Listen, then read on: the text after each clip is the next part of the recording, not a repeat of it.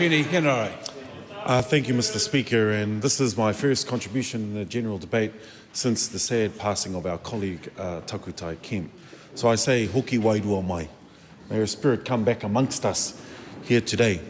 I also want to acknowledge Ngāti Tamakōpiri, her people of Ngāti Whetikaupeka and of Mokai Pātea, who received the country in mourning for our tuahine, for our colleague and for our friend. I also acknowledge the good people of the township of Taihape, who saw an influx of people, influx of customers, who used it as their base to continue to farewell our tuahine. And I want to mention in particular the Taihape Rugby Club, who welcomed me with open arms, presented me with a tie of Taihape and wanted me to say, up the happy. So I'm quite proud to wear this tie today, and I wear it to remember my tuahine and the kindness that her people showed to myself, my whānau, and of course everybody who attended the funeral of our colleague. Mr. Speaker, that leaves us in a position in Tāmaki Makaurau where a mandate needs to be sought. Mr. Speaker, today we've heard in the House from the government benches what is apparently going on in Auckland and what is going to lift Auckland out of the doldrums. Mr. Speaker, it's simply not enough. What we heard from the Deputy Prime Minister in his general debate today is he's proud to say now schools will teach real language. What does he say? What does he mean by real language? Well, what he means by real language is diminishing te reo Māori, the Māori of this land, the language of this land.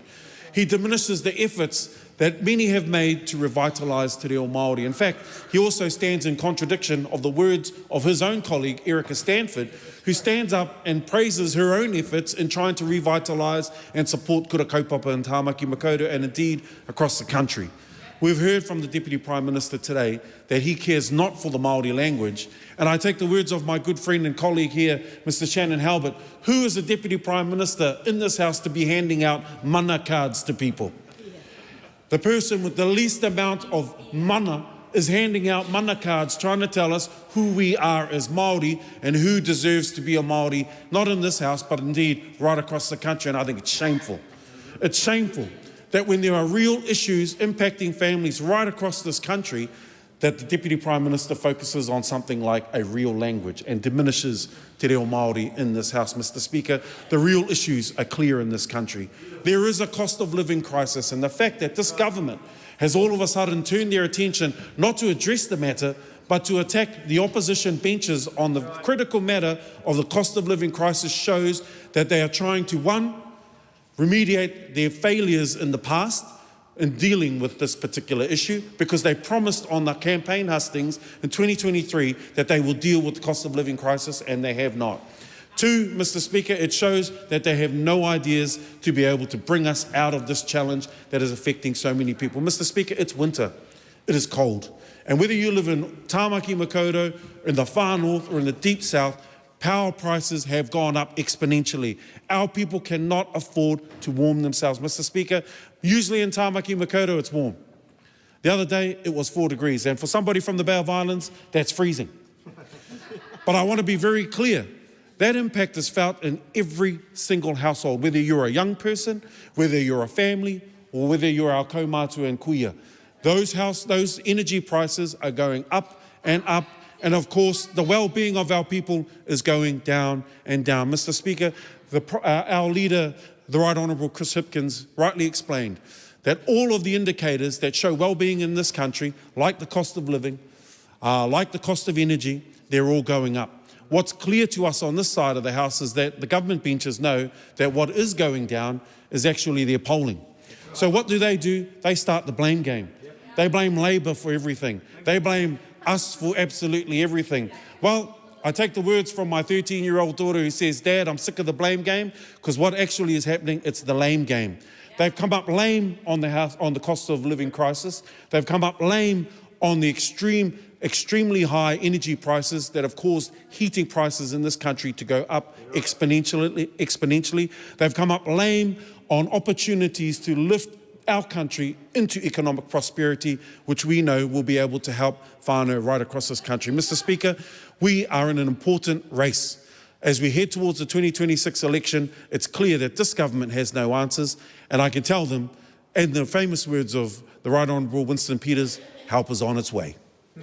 E te māngai tēnā koe o tira e te whare tēnā koutou katoa. This government is failing 1 in 10 people in Aotearoa living with endometriosis. That's more than 120,000 people, a figure likely to be much higher due to chronic misdiagnosis and impenetrable access to specialist care.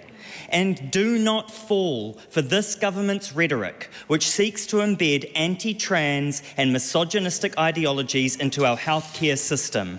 Yes, some women can give birth, but so too can trans and gender diverse people. And the same can be said about suffering with endometriosis. This is a reproductive health issue, a human right that has been ignored for too long by this government. The silence and inaction must end, so whakarongo mai. We have heard just this week in the House from the Minister of Health that equity and targeted care based on social determinants like gender, sexuality and whakapapa do not matter to this government. The Healthy Futures Pai Ora Amendment Bill is just one example of that belief manifested in legislation. We have seen this consistently during this term. Smoke-free laws have been repealed, which will disproportionately kill Māori. Rainbow and Takatapui-specific mental health providers have been left high and dry. Gender-affirming healthcare guidelines are being unnecessarily delayed, and people in desperate chronic pain needing specialist care for endometriosis are being rejected by the healthcare system. Successive governments have allowed entrenched medical misogyny to go unchecked in the healthcare system for too long. It is a disgrace that endometriosis, a condition which only affects women, trans men and gender diverse people, takes on average 8 to 10 years to be diagnosed in this country. And let's not fail to mention the utter dearth of meaningful investment from this government in research, infrastructure, training and care that has been called on by people with endometriosis for decades. All this against the stark contrast of the Australian government, which recently invested $500 million in targeted reproductive care. We must do better. There are countless stories of too many people suffering from the immense pain of endometriosis, pain that goes beyond the physical, that infiltrates mental and spiritual health, that permeates and impacts relationships, that causes extreme stress on financial well-being and employment opportunities. I've heard from women who are told by their doctors that they just have painful periods. Stories of trans men being turned away from care due to cis-normative medical practices. Stories of gender-diverse folk being ignored, erased and humiliated by a system which fails to recognise their existence. And if the option of treatment does eventuate, the rights of patients are often fundamentally undermined by a patriarchal system which prioritises hypothetical conception over a patient's bodily autonomy. It has been 5 years since the Honourable Julianne Genter shepherded Aotearoa's first best practice guidelines for the treatment of endometriosis, a groundbreaking step at the time, but which has been totally disregarded since, with no attempts to review or invest in the next steps to continue the urgently needed progress in endometriosis healthcare. It is time to listen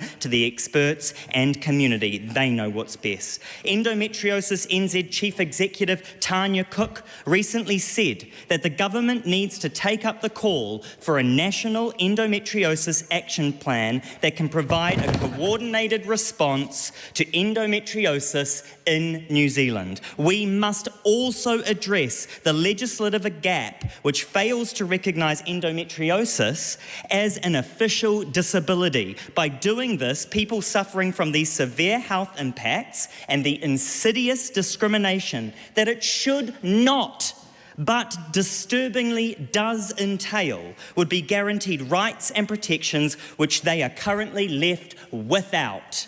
to continue a regime of under-resourcing and apathy towards meaningful improvements to care for people with endometriosis is simply cruel and inhumane. But this government has proven it does not care about equity in healthcare. It does not care about trans and gender diverse lives. It does not care about the reproductive health rights of all people in Aotearoa. If it did, it would take action now.